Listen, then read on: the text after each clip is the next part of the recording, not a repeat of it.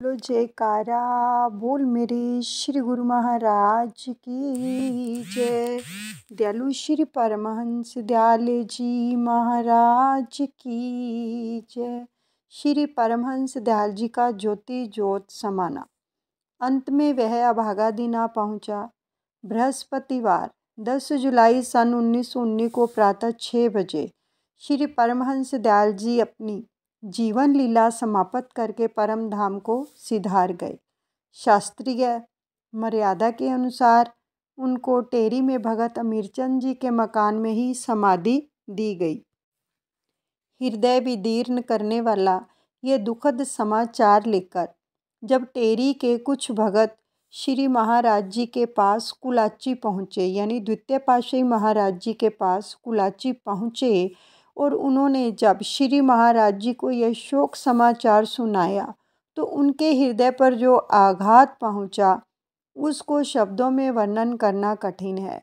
विरह वेदना के कारण श्री महाराज जी के नेत्रों से अश्रुधारा प्रवाहित होने लगी।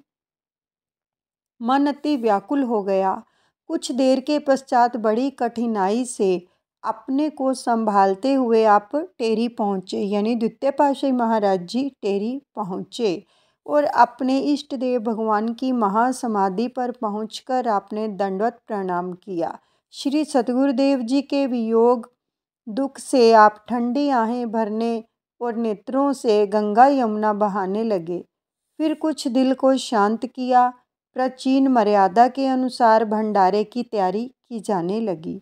श्री महाराज जी ने श्री परमहंस दयाल दादा गुरुदेव जी के अनन्य सेवकों को स्थान स्थान से बुलवाया और फिर हजारों रुपए खर्च करके अपने गुरुदेव की पवित्र स्मृति में भंडारा किया। और इसी अवसर पर दीवान भगवान दास जी और दीवान योगराज जी के उत्तराधिकारी के संबंध में श्री परमहंस दयाल दादा गुरुदेव जी का पत्र सर्वसंगत को पढ़कर सुनाया।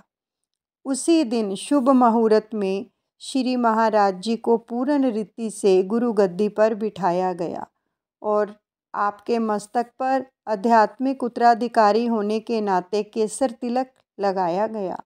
इसी प्रकार महाराज जी सन 1919 के जुलाई मास में व्यास पूजा के शुभ दिन आध्यात्मिक जगत गुरु के सिंहासन पर विराजमान होकर श्री परमहंस दयाल दादा गुरुदेव जी के सपनों को साकार रूप देने लगे। बोलो जयकारा बोल मेरी श्री गुरु महाराज की जय। दयालु श्री परमहंस दयाल जी महाराज की जय।